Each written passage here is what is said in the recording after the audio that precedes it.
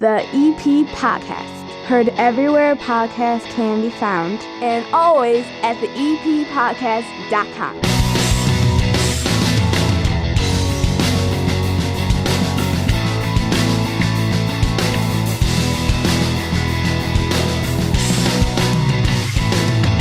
I like this show today. It's a little bit longer than 30 minutes, but it's a solid show. A few different people joining us here on the EP Podcast. We're going to go to Spoken Vine like we do once a month, but you're going to want to hear about some of the stuff they got going on for Valentine's Day. You're going to hear about these special drinks that they've added. You're going to want to hear about what Frank Murray has. We laughed our butts off over there.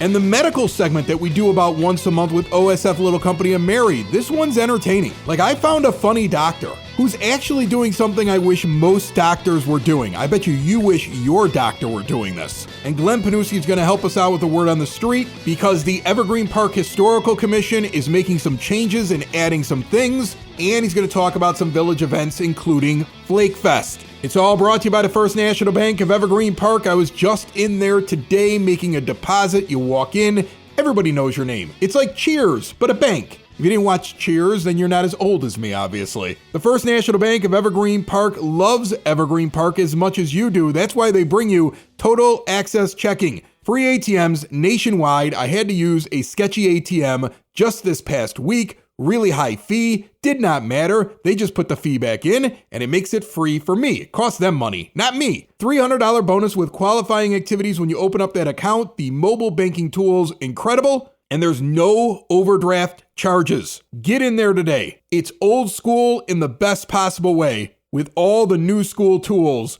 The First National Bank of Evergreen Park at the corner of 95th and Pulaski, member FDIC. And away we go.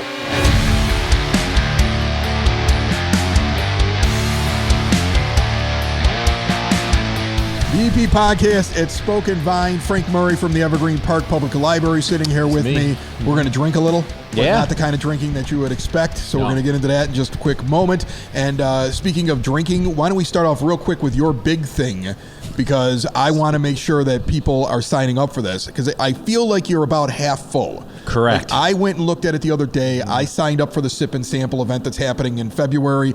We are less than a month away from this, Saturday, February 22nd, kicking off at 6 o'clock, going until 9:30, and then everybody goes to Frank's house afterwards for the after party, where there will be kegs of beer. Wild times. Dancing girls, okay? It's pretty much whatever's left over after Sip and Sample gets, $40 includes food samples from all over the area. Do you have enough vendors? Yes. Are you ready? We have 9 confirmed vendors. You have 9 different food vendors. Are they all from around this area? They're all local, yes. Okay. Headlined by the wonderful Spoken Vine. Yeah. And then we've got several others that I wrote down on another piece of paper, but TT's down on Kedzie. They're good. I like TT's. TT's will be there. Chai Tung. Bourbon Street. Bourbon Street's coming. What are they bringing? They're bringing a pasta. They're bringing a pasta. Bourbon a la pasta. Ooh. Or pasta a la bourbon. One of the two. One or the other. And one is pasta flavored as bourbon, and the other one is noodles inside of a glass of bourbon. Hog Wild is coming to bring some ribs and pulled pork. Okay. And then there's a couple others that I can't remember, and I apologize to our wonderful restaurants. But I wrote it down, and it's not here in front of me. And then there's beer and wine samples. So do you have any breweries? Yes. Do you have wineries? Or you got the Spoken Vine? We have Eris ciders coming. Okay. We'll have 90 plus sellers. They're always a sponsor every year, and they donate a bunch of bottles, and that's usually what are going to be the samples out there. Okay. But we have Eris cider, Revolution. And then Open Outcry is also donating. Open Outcry's coming. Yeah. Okay. Yeah, they're donating a little bit of like a half keg or something like that. That's awesome. Yeah. That sounds awesome. All right. So, and you got live music, right? Live music, yes. What do you have coming? It's a live music band. Do you know what the name? The band's name is right on the form, Frank. Matt, Zach, and Tom Band. It's written right there. I'm trying to lead you to it. It's right there. There it is. Right on a piece of paper. There's a cash Frank, bar read as well. your own promotional flyer before you come on the podcast. I'm going to just read it for you. You're doing a terrible job. There's a cash bar as well. There's Split the Pot. There's prize baskets.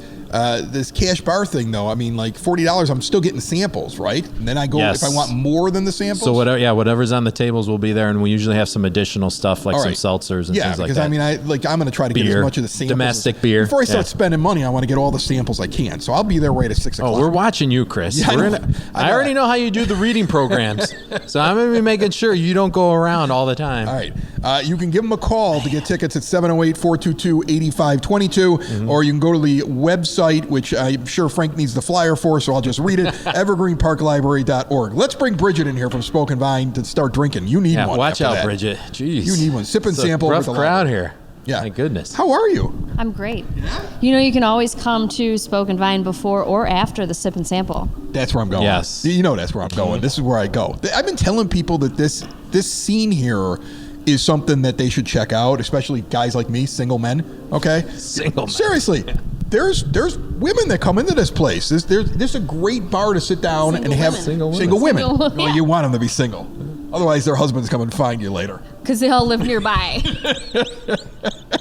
But I mean, there's a great bar. There's like a little area where people can sit in couches and talk with each other. Like it really is a nice place to come and meet other people. I've been here on date nights, but I've been here when I'm just single as well and just kind of walked around. And if I'm with somebody that doesn't drink, or if I've decided I don't want to drink, I want to be on my best behavior, you now have mocktails, right? Yes. These are Curious Elixirs. We've got 5 total spirit-free, alcohol-free cocktails, and we've picked out the number 2 to try, which is a spicy, smoky pineapple margarita. I picked this one. This was my choice.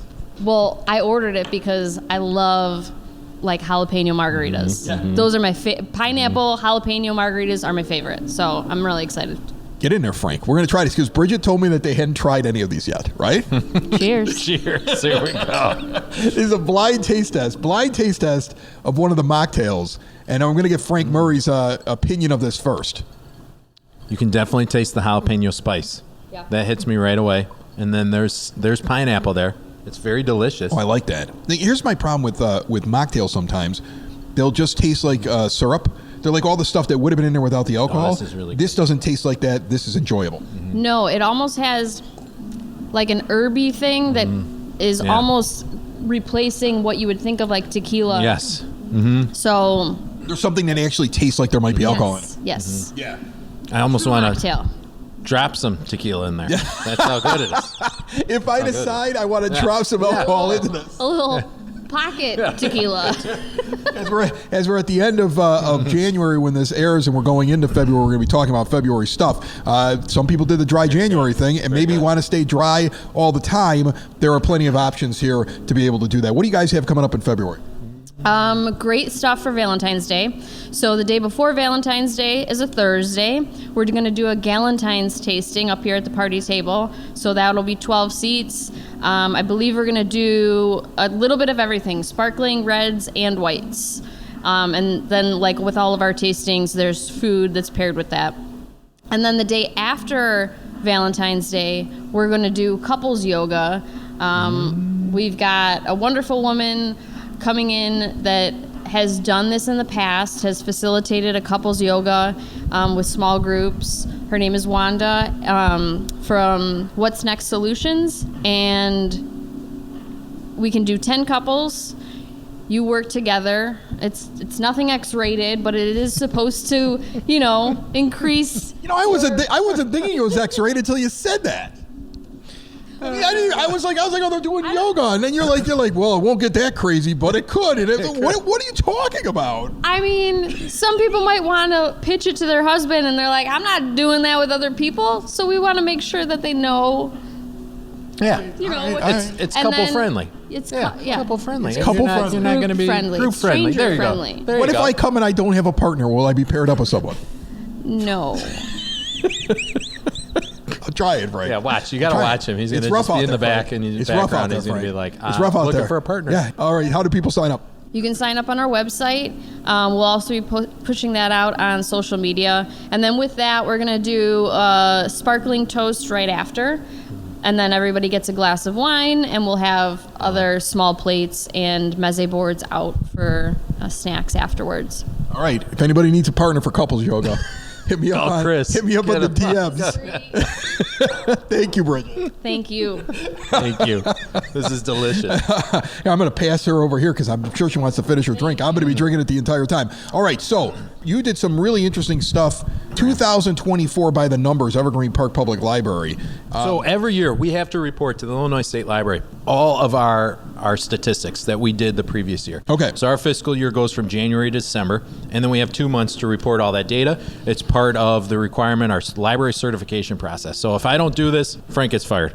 But this also helps. And if your numbers are down, if these are rookie numbers, Frank gets fired. Okay. Yes. A lot of pressure, Chris. A lot of pressure.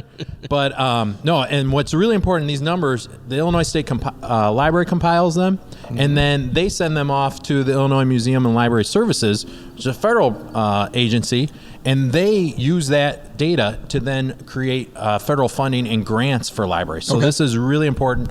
A lot of funding comes from these numbers. And the most impressive number I see on here so far is 96,742 visitors at the library in 2024, but 116,267 total things were borrowed. So you're not only getting people walking in, but they're using it actively. They're checking it out. So you know me, I got to comment on a couple of things. That 96,000 is actually down. Believe it or not, that's the only number we're down. That stuff. I do. I'm very transparent. I'm transparent. I'm worried about you now. I'm worried about your job. So here's what's going on. Yeah. We had a broken door counter.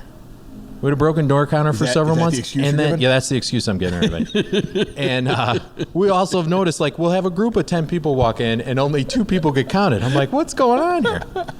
But no, we're extremely happy with the number of people that walked in. That's almost 100,000 people. And like you said, a lot going on. Top books, it's funny because the number one book that you have on here has been sitting.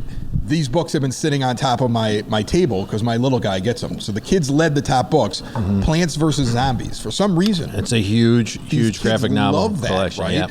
All right. Lessons in Chemistry, Killers in the Moon, Murders and the Birth of the FBI, top DVD, Paw Patrol. Tom Clancy's Jack Ryan. What a weird one because you get that on Amazon. I know. And so obviously people that don't have access to those streaming services. Mission Impossible still killing it on the DVD rankings. I think it's the latest one, hopefully. Okay, that's I got to go weird. back and look at that and number. Your top download e-audio book is something titled "I'm Glad My Mom Died." Yeah, that's the e-audiobook one. Yeah, it's a little weird. But that's the number one. That out here in Evergreen Park, the number one thing that people are downloading is something called "I'm Glad My Mom Died." That was I think that was over that was about 40 circulations too. So it was a pretty well listened to one. All right, so this is all great stuff. If we went through it all, I think it'd be a whole show. It would easily be a whole show. Right. So we can dissect that later. Can you look this up on the website? So the great question. We are about to publish it. We're finalizing the. We just got to update some pictures and everything on it, and we'll be having it on the website. We'll also share it on our e-blast and in our summer newsletter because we don't have the space to fit it in our spring newsletter. And the summer newsletter will be published there as well. What do we have going on in the month of February?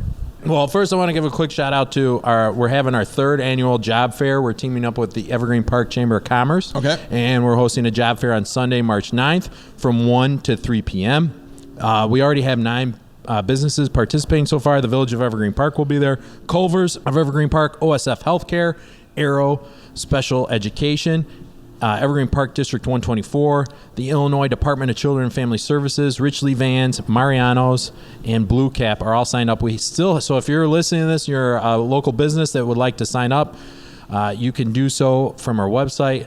And hurry up because we have about 6 more spot tables that we can fill. Okay. So job seekers that'll be coming, they'll get the chance to interact, obviously, and see what opportunities are available. But we also will have live resume reviewers in person there. They can sit down, they'll go over the resume with you, tell you what you can improve or change, and then you'll also have the opportunity to get some professional headshot. All right, so a couple things I want to mention for our youth out there. I mentioned it last time, but our Winter Reading Bingo Challenge is going on from January 2nd to February 28th. Just got to complete 5 challenges. We're also in the month of February, from February 1 to February 28, we're having an I Spy Library Challenge. In our children's display book area, we're turning that into like a page you see in the I Spy books. There'll be a lot of things that you have to find in there, and there'll be a completion prize for that as well. And Chris, did you know that February 1st is National Take Your Kid to the Library Day? There's a day for taking your kid to the library. I think you made that up. Yeah. I think a bunch of librarians got into a dark room and tried to figure out how they could get more people in the library. How else can we get people? Yeah, I think know. Yes. Right. Okay. This is easy. So I'm supposed to take my kid to the library. Take your kid to the library day. Saturday, February 1st, all day. We're going to be having snacks, crafts, and all other fun activities. The two big activities that we have. This one, Celebrate Black Joy with Nanny Nikki. On Saturday, February 1st, obviously at 10:30 a.m. It's for ages 7 and under. We're going to have all sorts of high-energy sing-alongs, dancing, puppets, and more. And then we have El Mago Bilingual Magic Show. That's going to be all ages at 1 p.m. Okay. And El Mago is going to be entertaining everyone with his magic tricks. And what's really cool about this, he's going to present it in English and Spanish. Amazing. Mm-hmm. Okay. Mm-hmm. That seems to cover the kids. Yes. Well, okay. And obviously it's Valentine's Day too in February, right? Right. With the kids, we're going to have a Valentine slime party. And that's Thursday, February 13th at 6 p.m. So instead of making glitter slime at your home and ruining your carpet and whatnot and all the crevices in your home, come to the library and do it with us. Right. And ruin the library stuff. That's going to be, again, Thursday, February 13th at 6 p.m. Oh, so we're also going to be having goodies. We also came across a chocolate fountain. Don't ask me where we got it from, where we acquired it from. You have a chocolate fountain at We the have library? a chocolate fountain that we bring out for special occasions. Hold on. And it will be there for this Valentine's Day. Hold on a second. Mm-hmm. There's a chocolate fountain in the library. It resides there. Is it always running with chocolate? No. Or do you turn it off? Yeah, we have to turn it off. The budget does not allow it. Yeah. 24/7 streaming chocolate. Somebody comes into the library looking for Frank. Yeah. Hold on a second. He comes walking out. Chocolate streaming down his beard. All over. I was just in the fountain. In the fountain. Chris, we're more than just books, right? Teens, lunch and learn. We have a financial literacy class for college-bound students. That's going to be Saturday, February 15th at noon. We have the wonderful folks over at Marquette Bank coming in to talk with college-bound students about budgeting, saving money, credit scores, and how you can pay for college. Yeah. And we'll have, obviously, it's a lunch and learn, so a lunch will be provided as well. There you go. Get over to Spoken Vine, northeast corner of 95th and Kedzie, and you can check them out at SpokenVineWines.com and the events they were talking about. Cheers, my friend. Cheers. Building relationships, supporting the community, and service. These are the things that Country Financial stands for. They're more than just an office you may pass by as you drive through Evergreen Park. They're neighbors who lend a helping hand and support the fabric of your community, including charitable organizations, sports, financial education, and civic organizations. And since Country is already your neighbor, they want to get together and chat. Call your local Country Financial representative, Mike Thauer, today at 708-425-1559 to talk about the things that are important to you and how he can help you protect them. I'm in Little Company of Mary. Actually, I'm in the, what is the name of this pavilion? Mary Potter Pavilion. Mary Potter Pavilion over at OSF Little Company of Mary here in Evergreen Park. Dr. Ginny Hendricks is sitting with me. And we're in one of the back offices right now because, yes. I don't want to go into one of the exam rooms, cause trouble, make a mess, contaminate something. I live that podcaster's lifestyle. But you are essentially, they called you a provider, same as a general practitioner, right? You're a doctor who sees patients about any kind of ailments they might be having. Yep. So I'm a family medicine provider, which means I see people from birth to death. Hopefully not that quick. Hopefully not that quick, yes. And so I do not at this point in my life provide any obstetrical care. So if people become pregnant, then I send them to an obstetric doctor.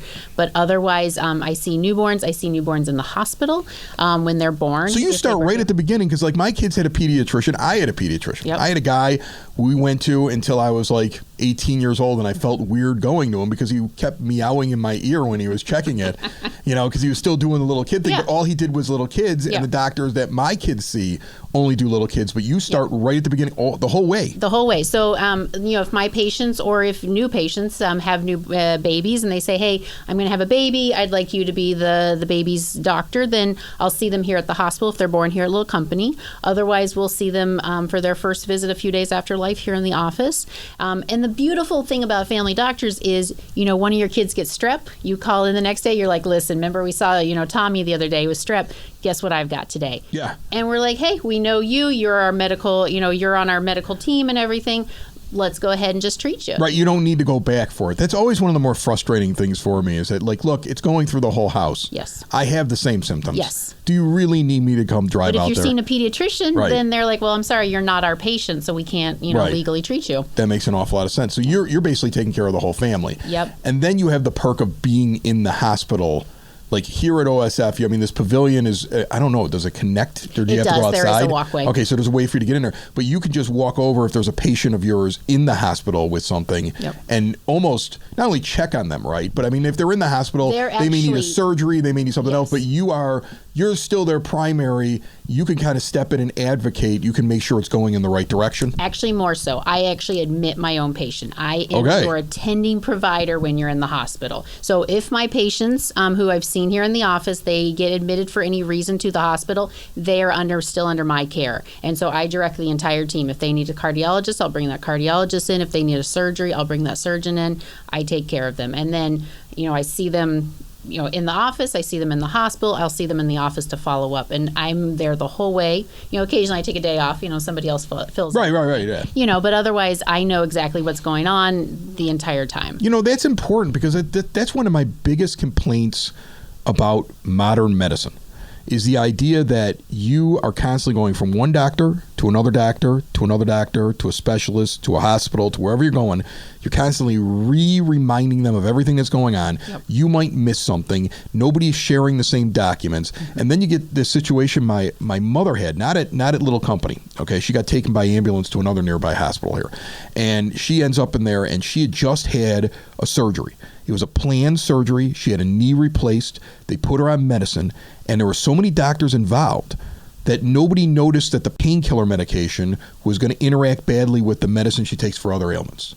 And she forgot who she was. Mm-hmm. And then they start thinking maybe she has a stroke. Yep. And then you can't get all the different doctors on the phone. And she was, for something that could have taken an hour and a half, she was in there for over 24 hours. Yep.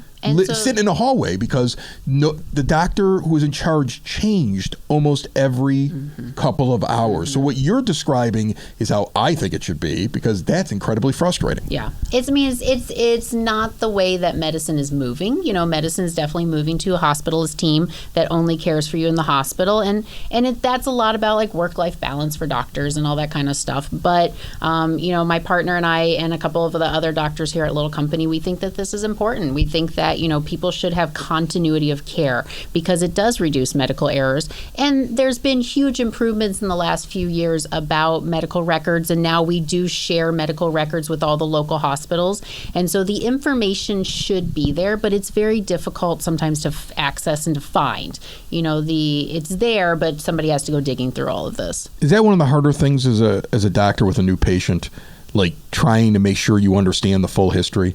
Like I came from the belief years ago that as embarrassing as something may be, I'm going to say it. Like I will talk about anything with my doctor because I would go in and tell the mechanic what's wrong with the car. Exactly. So I'm going to tell him everything, but I also get the idea that not a lot of people do that. And I tell people, I say, if you don't tell me, I don't know. I can't read your mind. And so yes, we have to go through it all. And I think that, somebody has to take the time when you come in as a new patient and update our local records. But then you also have to go in and sort through all the old stuff that's there and say, is this really a true problem or is this something they were trying to rule out at some point? And it does take time, and that's one of the things that we struggle with is scheduling new patients because they're 40-minute slots. That patient comes in, they have to register at the front desk, they have to go through a medical history with my medical assistant, and then I come in and make sure all of that stuff is correct. And so those appointments are long appointments, and people don't always love the fact that they might have to wait a week or so for that appointment. But we do think that that's really important that we have things right, so that mistakes are not made. You wrote a couple of notes. We're going to get to them in one quick second, but I do have a question I've always wanted to ask a doctor. And I really have. And I think everybody that's ever gone to a doctor's office wants to ask this question. Okay, why is it that some doctors, when I make an appointment to see him at 2, I see him at 2? And why is it sometimes when I make an appointment to see him at 2, I maybe get into a room at 2:45, and then they might finally saunter in at 3:30? And what kind of doctor are you? Yeah. And I'm not going to say today because there's a podcast screwing up your schedule probably right now. No, this is my lunch break. Okay, good. You're in the slot. But you get that, right? Some doctors are right on it. Like you have a 2:00 appointment, they're going to see you at 2:00. And some of them, it's like 2:00 is when they're like, oh, he's in the waiting room.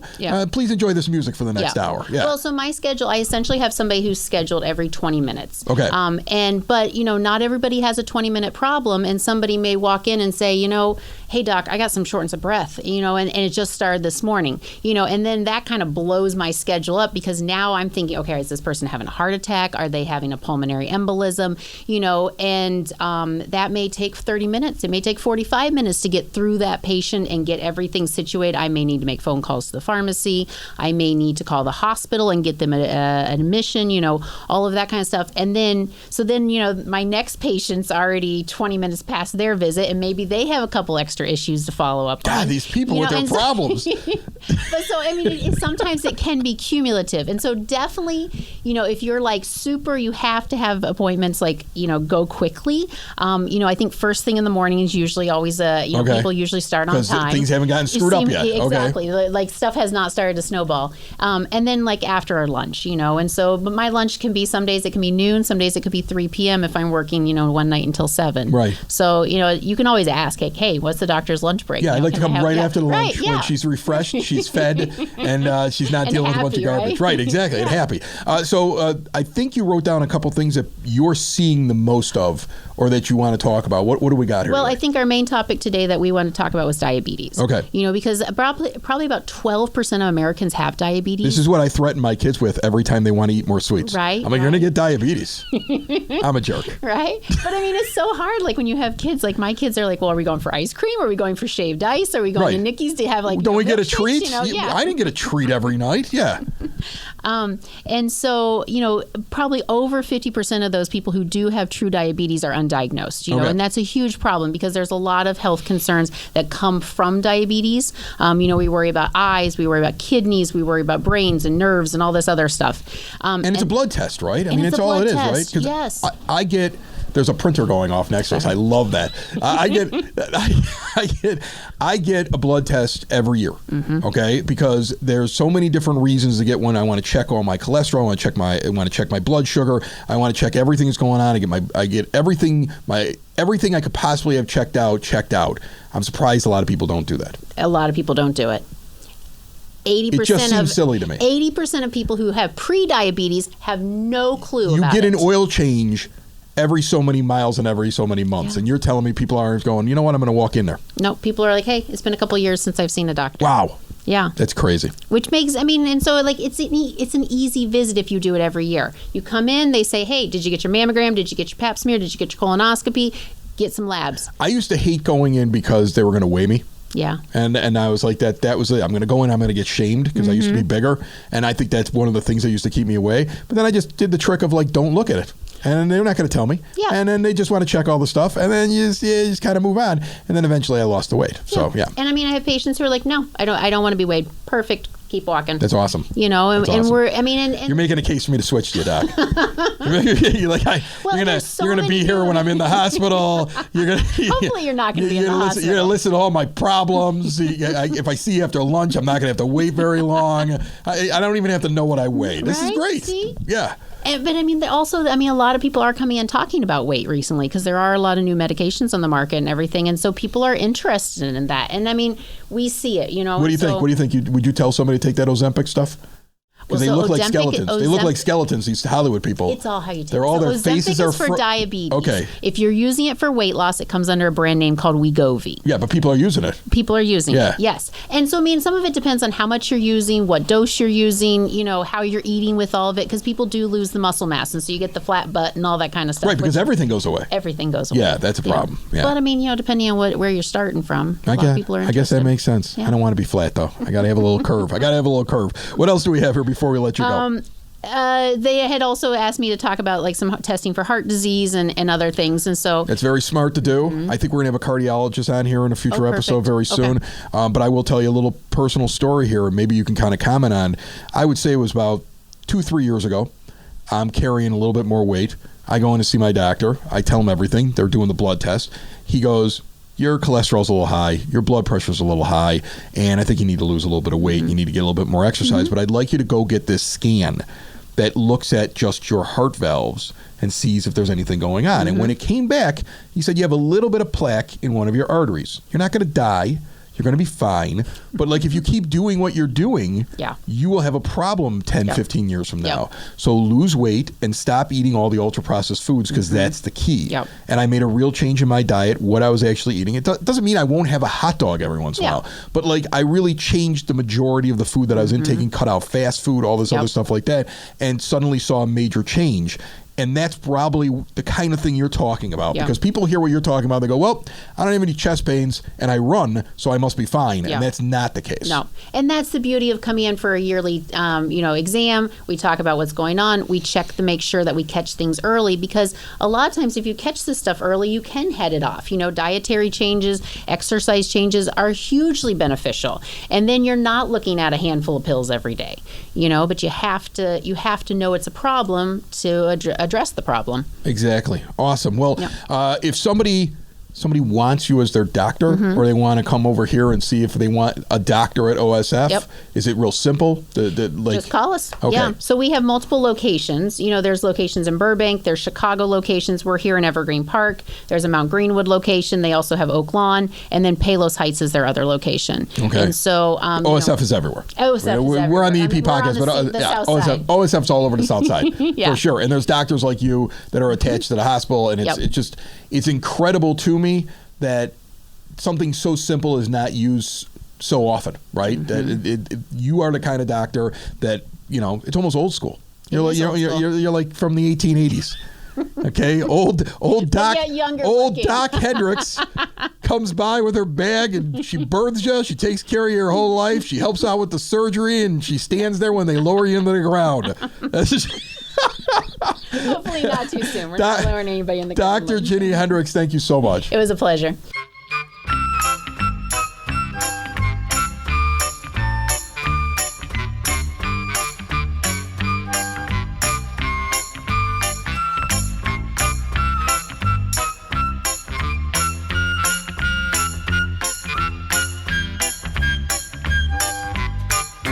Remember must-see TV when like Friends and Seinfeld were on NBC and they'd supersize the episodes? I think they did that with The Office too. A lot of TV references. That's what it's like today on the EP podcast. We're going to keep going. One of the guests we had booked missed their episode around the holidays, so we're catching up. Supersized episode. Word on the street time, real quick, Sunday, February 2nd at Evergreen Park Community High School. It's the Sunday Shootout, a full day of high school boys basketball for $10. You got St. Patrick versus Stagg at noon, 1:30 De La Salle versus Evergreen Park, 3 o'clock St. Lawrence versus Glenbard North, and then Mount Carmel takes on Oak Lawn at 4:30 at EPCHS. The rest of the word on the street is brought to you by our next guest. Sitting down here at the 9-foot homemade oak bar, we have a good friend who we have not seen in a little bit. Glenn Panuski is here from the Village. How are you, buddy? I'm very good. Happy New Year to you, sir. Happy New Year. Everybody keeps giving me Happy New Year's. I feel like I'm going to be getting them all the way into like March. And we're 21 days in, so it's going to have to last for another, 300? I can't do the math. It's going to be going on forever. Okay, so you have a few things you want to talk about that's going on with the Village and the community center. But before we get into that, one of the main reasons I had you down here is the Historical Commission. Now, I've talked with George Peso before. We've gone and visited where they have their main hub where you can walk through and see pictures of old Evergreen Park, and they have different things on display. But there's some new stuff going on or some things that you're working on. What is it? Well, yeah, I have been kind of tasked in my position to help push them out there, a little more. And they're great at what they do. I mean, I'm not the Historical Commission. That commission is made up of those people that have done the work. Were you around? Were you doing the podcast when they did that 125th back in, it was 18? They had the big display up in No, well, we launched in 18. Okay. So we might have talked about it in the fall. That might have been one of the very early episodes. It was in August of 2018. Right, so we launched at the end of August. He had the full display up there in the auditorium, and it was jaw-dropping. And unfortunately, we couldn't keep it. That was only like a 2-week thing. Right. So he does have the museum in the senior center now, and he is open the first and third Saturdays of every month from 10 a.m. to 3. but they wanted me, and the mayor, wanted me to help push them out there a little bit. And so I'm going to help devise them a Facebook page and a revised web page. But you see, I am of the mindset of don't dress up the store window unless you've got something really solid in the store to sell. And so, I sat down with them. We've got a couple of things in the hopper. The first thing is, again, they are there the first and third Saturdays of every month. I tried to get them to open up like one afternoon during the week, because you do have the recreation department bringing in the dance classes, and sometimes the parents come in. Right. Yeah, exactly. You want to make sure that the access is for people depending on what their schedule there is. If they want it. I get that. But what are they going to be doing? Okay, the first thing is they're going to continue their outreach to schools. And for that matter, I am actually working on a history book geared towards the elementary. Oh, that's a good idea. Just a pamphlet, nothing major. Not going to charge for it. I just want to get a bunch of copies. It'll, of course, be just like a kid's history book of Evergreen Park. Yeah, just a few pages. The big thing, though, which is kind of cool, is we're starting a program called Evergreen Park Stories. Okay. And what this is years ago, we're talking 40 years ago, one of the members, Virginia Roble, who was the OCS director at the time, she had done audio interviews with a lot of old-timers who at that time were talking about stuff in Evergreen Park at the beginning of the 20th century. So some of these memories of 1910, 1915. And those were put into memory books, which are kind of languishing now. So what we're doing is I've started a program where I've got some of my theater people who are taking those stories, doing dramatic audio readings of them, playing that person who wrote that story. And then I'm transporting that into video where I'm adding pictures, music, sound effects, basically doing a series of 4 or 5 minute little documentaries.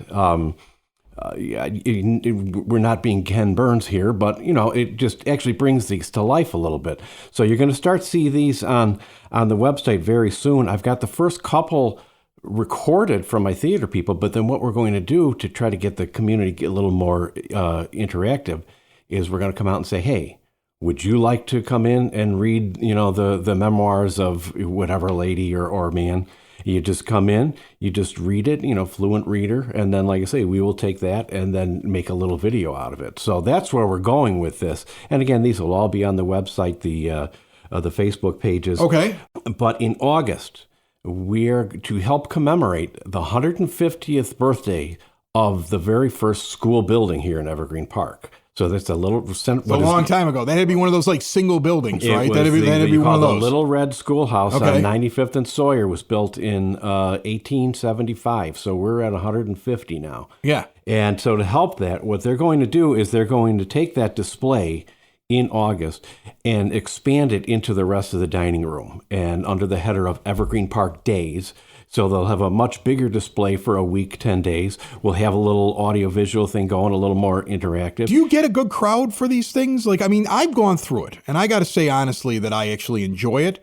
I know that not people might listen to this and think to themselves, all right, that's cool. I don't really have time to go do that. But it is interesting to kind of go back in time and understand the village. I think to myself, if it was like a small town that was out in the middle of nowhere, you get more play with it because it's like a singular area. Whereas with the village of Evergreen Park, you're surrounded on 3 sides by Chicago. It almost feels like just a continuation of all the different neighborhoods. Do you get a response still? Do you get are people going to show up for those days in droves? What are you expecting? Well, when they had the 125th, they were, because it was so new, right. They had a great turnout. And I think, because he's in a limited area now with not a lot of foot traffic, that's why we got to do some things, to help promote them. Because it's over where the senior center, right? They're in the senior center, and you can get kind of lost trying to not only find that's on Homan between 95th and Klein Park. And 95-47. Right, so you can walk in there, but then once you walk in there, a lot of that stuff is further in. You kind of have to walk through other areas before you find where the Historical Commission is. So if I'm not mistaken, you go in the parking lot that's in the back. You go down into the main doors, and then you continue through the hallway and you walk through a cafeteria that sometimes is made up as other things, and then you find this room. Right. And it's wonderful that we have it, but it's also something that not a lot of people know about and how to find. Right, exactly. And so when we do these, in August, we do these Evergreen Park Days, that will pretty much be that whole dining room. And of course, we'll have that entrance dressed up and make it a little more inviting. And they'll have some audiovisual things, interaction. And then what we'll do probably for a couple of the days in the middle of that, with these Evergreen stories that I've referenced before, we will do a little stage presentation upstairs. You know, we'll have some of the actors playing these parts in costume with some music under the stage lights. So, again, it's to make this accessible, again, not only to the schools, to try to pique the kids' interest, because if you read some of these stories, some of them are pretty interesting. You know, that some of what people had to go through back in the early days. I mean, and I'm sure George has told you, 95th Street, mud road with ditches on either side, nothing at all what 1220 looks like now. So again, my perspective, you know, me being a dramatist, is taking this stuff and making it really interesting so that a kid could pick up a pamphlet, read a couple paragraphs, and think, hey, this is really cool, and explore it further with the stuff that we're developing online, you know, the Facebook and the web page. It's very interesting. I mean, they're trying their best to outreach from the Historical Commission. Right. And they got to kind of do it in different ways. And I mean, you can't just set up a display and just say our hours are such and such anymore. You got to find a way to get it out there. Right. You put enough of it out there to make it interesting, and then hopefully the people will follow up and, let me read more about that. You know, let me come over and take a look at you. Because, if you go through what their display room now, you'll go take a look at some nice pictures. But we've got to do something to make it very interactive. That makes an awful lot of sense. Okay, so now you have other stuff you're doing at the community center, right? Oh, yeah. Well, in the Recreation Department, of course, on February 1st, they've got the Open Skate, the Flake Fest over at the Capital. I always forget about Flake Fest. Like, we just had the guys in that basically run that rink. Right. And they were talking about the hockey stuff, and I'm sure they brought it up, but it's like, this is the festival I always forget about, because you got Oktoberfest. It's like the time for it. You got the festival they did this year. I know they renamed it. That was around the holidays. Right. You have even the new day in the park thing with the food trucks and everything like that. That's a lot of fun. It's a lot of fun. It's on a Thursday. Flake Fest, sometimes I feel like the weather is so cold when it comes around that not everybody kind of remembers or thinks I want to go out there, because they do the ice sculptures and they'll have the rink open. They'll have it's a lot of fun. Open skate from. But I 1 to 5. I don't feel like it gets the same buzz. No, because if by February 1st you are tired of winter, this Flake Fest is the last thing that you want to hear. I know. I hate winter. OCS they are having another senior luncheon on Thursday, February the 20th at 11 a.m. Speakers include the Evergreen Park Police Department, who will be talking to you about fraud prevention. It is a pork loin lunch, followed by a fellow named Rex Newell, who is an antique appraiser. So you can give us a call at the office, 708-422-8776. It's a $10 ticket, all inclusive for all that fun stuff. And of course, you know, Paisha doesn't stop at the youth department. She's got a creative hour set for the 6th of February on a Thursday at 4:30. Come and put together a fabric collage Valentine. She's got cookie decorating on the 14th itself, 3:30 to 5. And of course, she's got her continuing open gym and volleyball. And last but not least, we got theater. We have scheduled for in middle of May the Agatha Christie thriller, And Then There Were None. We'll do our youth musical in September. And then in November, a couple of years ago, we had a fella came in who did a great Abraham Lincoln performance. And that was really well attended, only had him one night. And so we're going to get him back. So a lot going on. Hopefully try to nab everybody's interest level. I think you got a lot going on. Glenn Panuski telling us all about the Historical Commission, what's going on, and what's going on over at the Rec Center. Thanks so much, my friend. Thank you, sir. It's the EP Podcast. All things Evergreen Park. It's the EP Podcast. Evergreen Park.